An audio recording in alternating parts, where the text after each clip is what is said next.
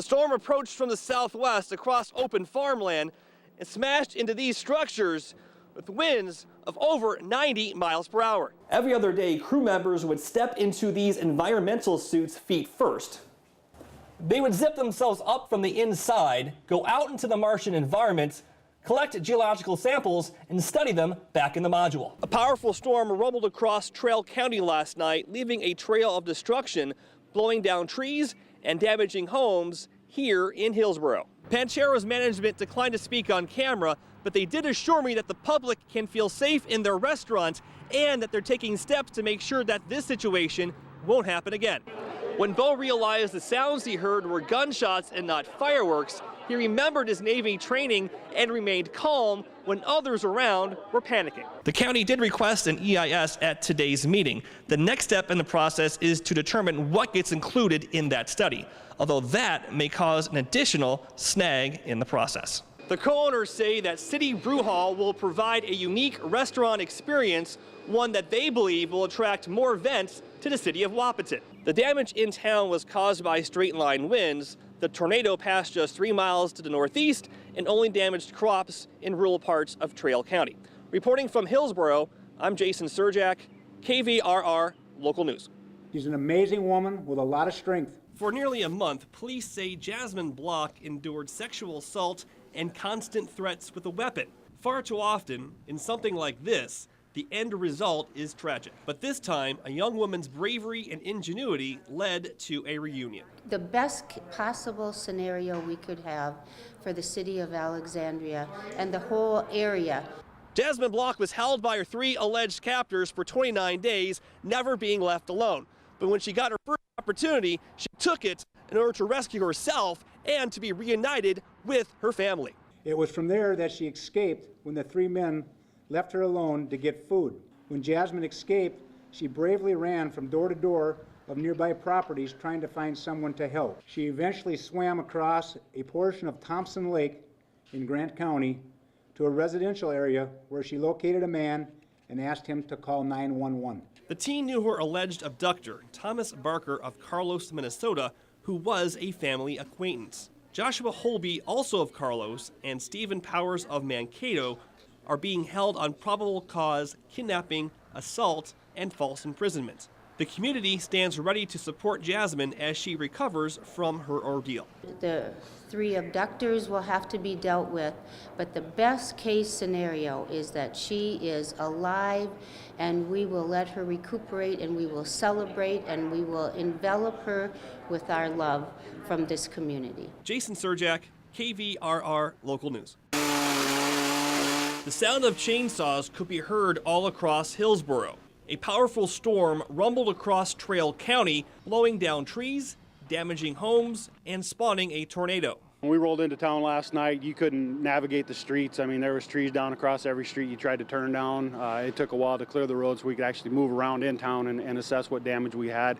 Very fortunate that we're restricted to property damage. Volunteers arrived from all over the region to clean up the town. Just helping out people who need it cleaning up. I mean, there's a lot of trees around that need picking up and people can't help themselves. We're just kind of trying to help them out.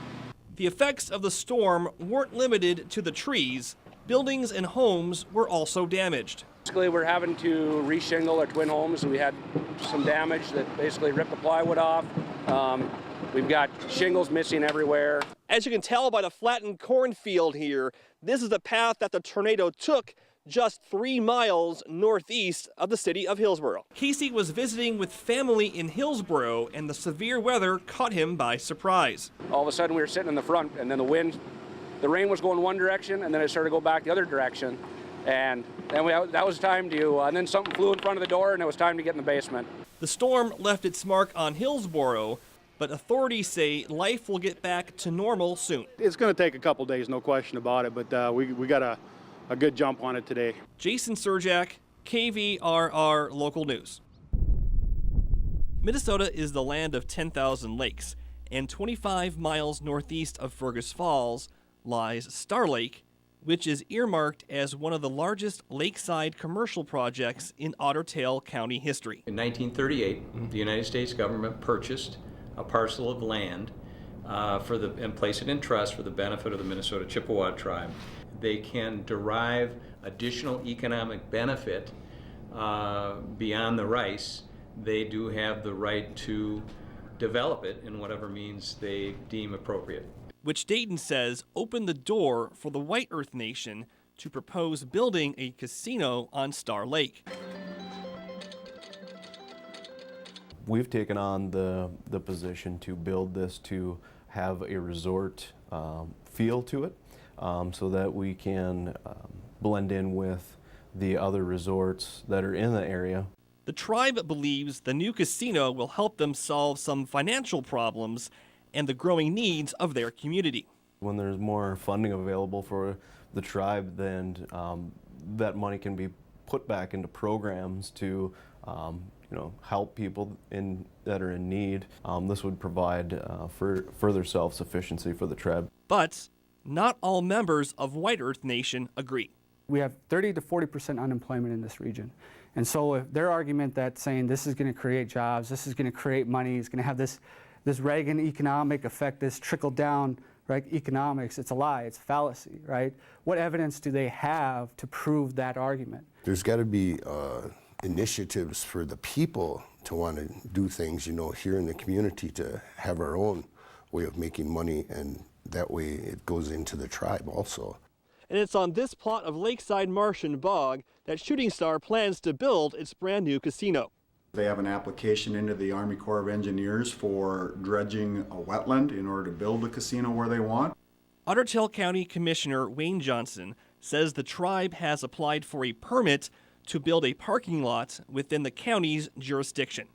But county leaders say there are other issues involved. We don't have a job shortage. We have more than enough jobs. Today our job is to find workers. Leonard says workers are leaving big cities for smaller towns.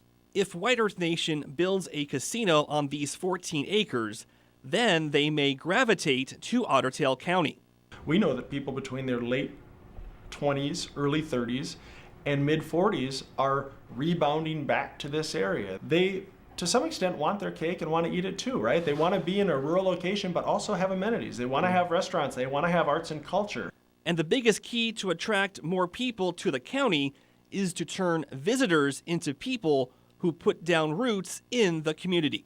We've lost, as I mentioned, 50% of our resorts. We are, we're an area that needs to continue to grow as it relates to our recreational opportunities. Others within the county see things differently. This proposed site is actually on what's called the south arm of Star Lake. This particular location is inappropriate. It would be out of character for a number of reasons. Primarily, our biggest concern are the environmental implications. Part of that would be the aesthetic value. It's not consistent. It's not wildlife. If you know that bay at all, it's totally natural. There's over 5 miles of undeveloped shore there. So it's a boggy shoreline, it's undeveloped, it's all littoral acres, it's under 15 feet deep.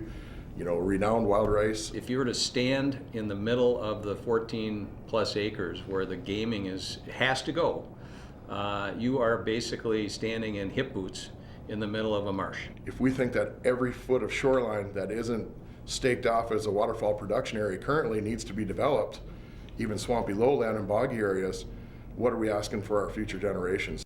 But concerns over the project aren't limited to the environment. And what is the long-term or short-term benefit to this? Nobody's answered that clearly. These employers have a hard time staffing up their businesses as it is. You add another 250 person business, it's already difficult. Ground has yet to be broken on the Star Lake Casino project, and future discussions may not stay as civil. This isn't about me, it's about my children, it's about my children's children. I'd like them to have their kids someday come to this property. Only more development follows if we're able to move forward and create the facility that we want to. Building more casinos won't create more jobs. If this increases our ability to recruit people to live and work here, that would be fabulous. I just think there's certain areas that are sensitive or key to that lake having the quality it has, and we need to preserve those. We know that there's a lot of undeveloped land in that area, and that with or without a casino, there's going to be growth. This is not a done deal. It's far from a done deal. Jason Cerjak, KVRR Local News.